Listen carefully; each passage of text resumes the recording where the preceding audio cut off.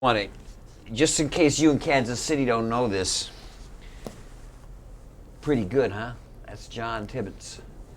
Man never gets tired of doing entertainment reporting. I'll tell you, this is very nice. Respected and admiration. Do I have one S in my name yet? After a bunch of interviews, even the spelling changes, I Yeah, suppose, right? Washington. Yeah. The first. 1st of December. Thank you so much for this. A very lovely thing. Thank you very much. The reason I'm showing you this is that John promised to give me a Xerox copy. Or I'll just paint another one for you. This. Thank you. It's, my pleasure. Now let's talk. Oh gosh, I was hoping. As if you haven't been doing enough of that already. With Disclosure, let's use that as a target movie and go back and aim towards it, because it represents another step in a series of films where, as you've gone through different age periods, you reflect different things on America's mind. If we go clear back to the streets of San Francisco, and China Syndrome, more of an angry young man, and we move forward. 3 Mile Take it Island, from there, Nuclear Power, yeah. Take us through a little bit, some of these phases, as it were. Do you read that as a correct assessment? You're kind of an everyman in a way. Yes, I'm proud of the fact, and I appreciate you for acknowledging it. Not many people do. It's a little hard to kind of pump it up yourself, but I mean, I like current events. I read, 2-3 newspapers a day. I follow news, maybe too much more than I should.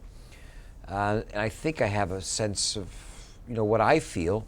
And so I basically go by my own instincts, what emotionally moves me, makes me happy, cry, sad, angry. And then from my producing background and my years on the streets of San Francisco, I structurally look at the film and make sure that I'm emotionally moved, but the structure is there.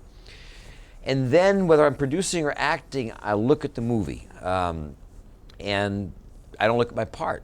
And sometimes I get great parts, like in Wall Street. Sometimes the part is not as good as the movie, but the movie's the only important But for thing. example, when you were the angry young man with the long hair, were you an angry young man with long hair? Or yeah, well, I've been an angry young man for a long time. I've been a pretty angry young man until actually fairly recently. I think that success finally makes one calm down. But I had a fair amount of rejection when I was younger. People normally just see your successes. They don't see the gaps in between. The China Syndrome was an attempt by me also to leave television as an actor.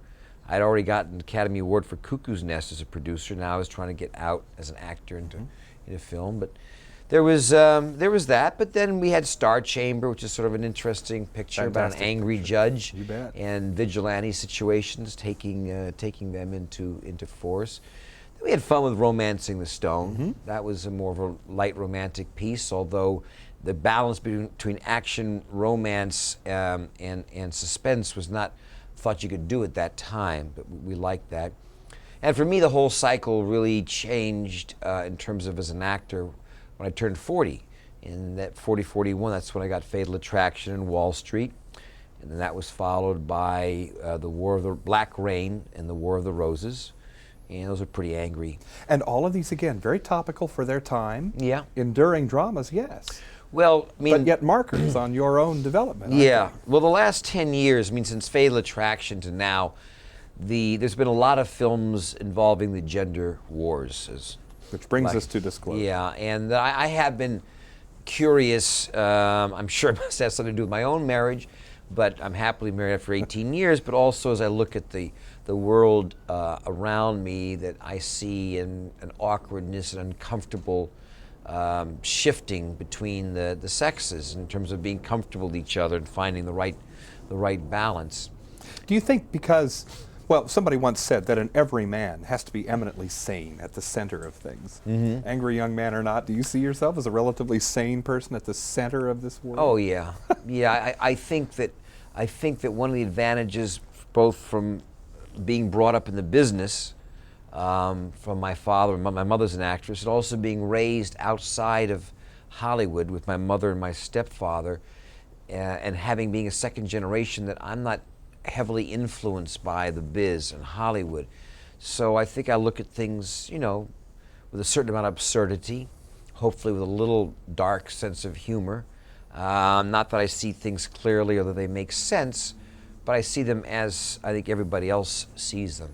Just a last second or two, are you proud then that maybe somebody like me could see these as sort of barometers or seismic readings of what's going on in our society? Yeah, I am. I Entertainment really thank you. notwithstanding? It means a lot to me because people are like yourself. A few people are finally saying, "Well, this guy's," and this is not a few years have gone by now. This guy keeps churning these pictures out, which first of all we wouldn't talk about them unless the pictures were good. I mean, the issues or topics would never be discussed unless the movie worked.